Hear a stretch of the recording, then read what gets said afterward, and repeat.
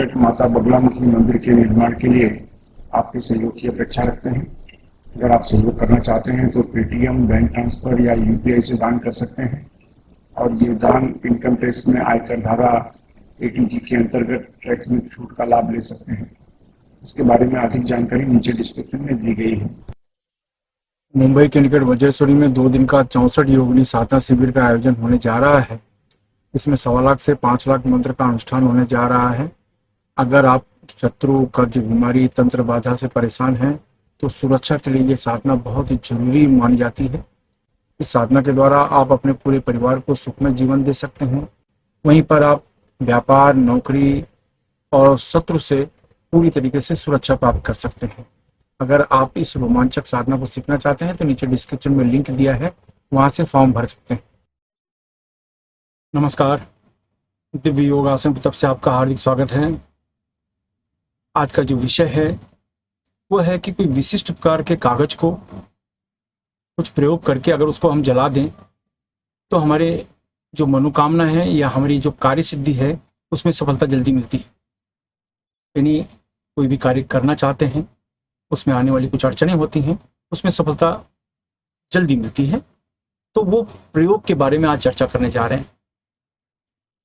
देखिए, क्या होता है, मनुष्य अपने जीवन में अपने परिवार को सुखमय जीवन देने के लिए, भौतिक सुख की चाह में जीवन का हर सुख पाने के लिए बहुत मेहनत करता है, अथाह मेहनत करता है, दिन रात मेहनत करता है। और इसमें बहुत सी अड़चनों का सामना भी उन्हें करना पड़ता है। अड़चनें किसी रूप में भी हो सकती हैं।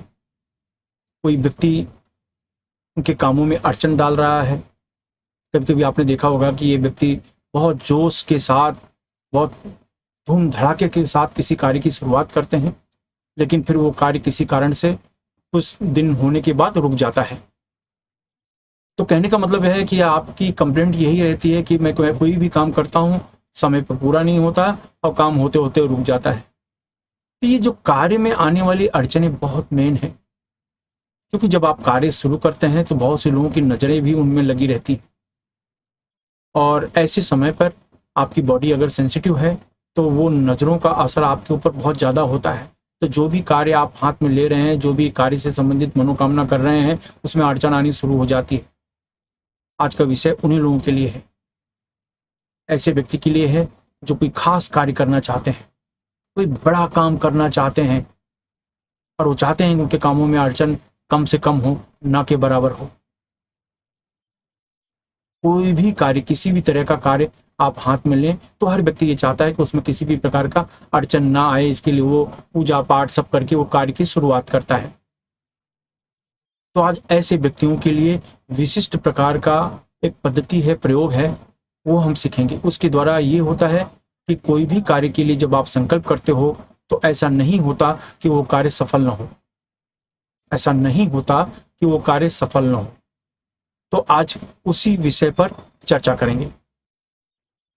सामान्य तौर पर ढीले ढाले वस्त्र पहन कर किसी भी शांत कमरे में बैठ जाएं। जमीन में नहीं बैठ सकते तो किसी कुर्सी पर या सोफे पर शांत होकर बैठ जाएं। अपने सामने लाल कपड़ा बिछा लें, उसके ऊपर एक हल्दी का टुकड़ा रखें, छोटा सा हल्दी का टुकड़ा जो हर जगह मिलता है वो रखें।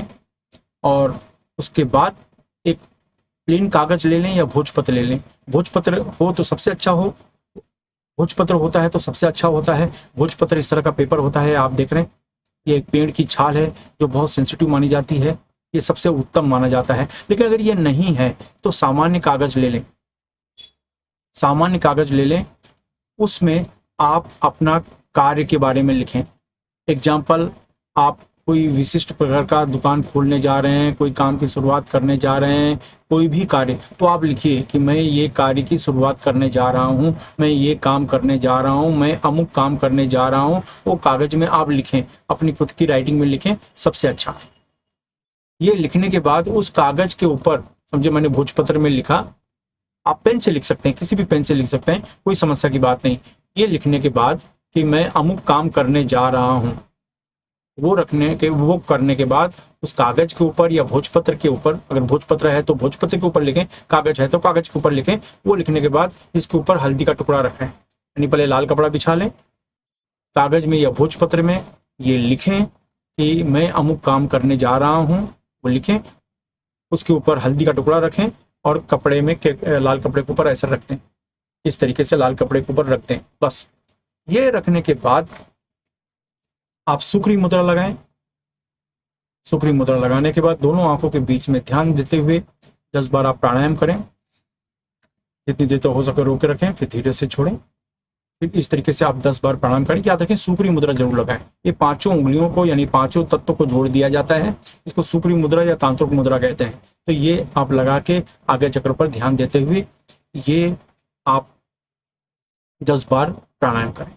10 बार प्राणायाम करने के बाद आपको खाली अपने मन में बोलना है ओम गंग गणपतये नमः 1 बार, 2 बार, 10 बार, 20 बार, 25 बार, 30 बार, यानी ये मुद्रा लगाई ओम गंग गणपतये नमः, ओम गंग गणपतये नमः, ओम गण, बस ये आप एक माला यानी 108 बार भी करेंगे तो भी चलेगा।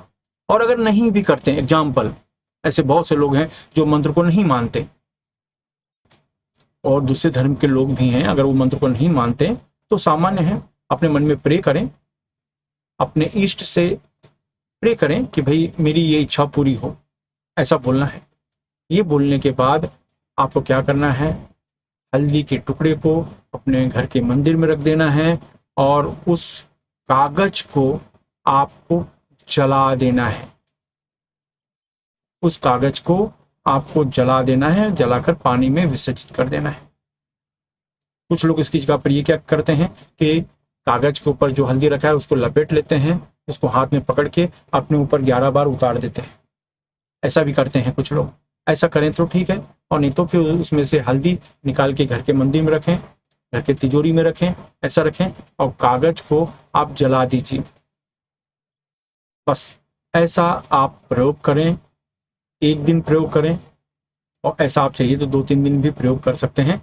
लेकिन आप एक दिन भी प्रयोग करेंगे तो भी आपको बेनिफिट बहुत मिलेगा। मतलब ये प्रयोग करें, फिर आप उस काम के लिए जाएं, जो भी आपका मनोकामना है उससे रिलेटेड जो काम है वो शुरू करें। कहा जाता है कि ये अगर 1 दिन या 3 दिन कर लें, मतलब मिनिमम तो 3 ये है, 1 दिन है ही है, 1 दिन या 3 दिन आप कर लेते हैं तो आप जो संकल्प करते हैं अपने काम के बारे में, जो आपने लिखा है, तो वो पूरा होता है। तो 3 दिन अलग अलग कागज पर लिखकर उसको जलाएं।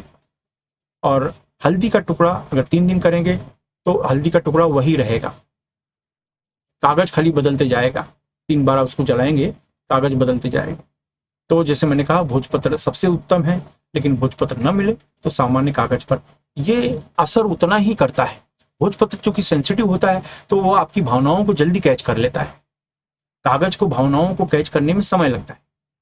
तो लेकिन इसमें बेनिफिट बहुत होगा। इस पद्धति से बहुत सामान्य पद्धति है, 1 दिन की पद्धति है या 3 दिन की पद्धति है। आप ऐसा महसूस करेंगे कि जो भी आपने विशिष्ट काम हाथ में लिया है, कभी कभी लोग बहुत पैसा लगा के कोई काम की शुरुआत करते हैं, अपना एक सपना देखते हैं और सपना उनका टूटता है तो उन्हें बहुत तकलीफ होती है। तो उनका सपना टूटने ना पाए उसके लिए ये इस प्रकार का प्रयोग है, ये करें, इससे बहुत ज्यादा बेनिफिट मिलता है।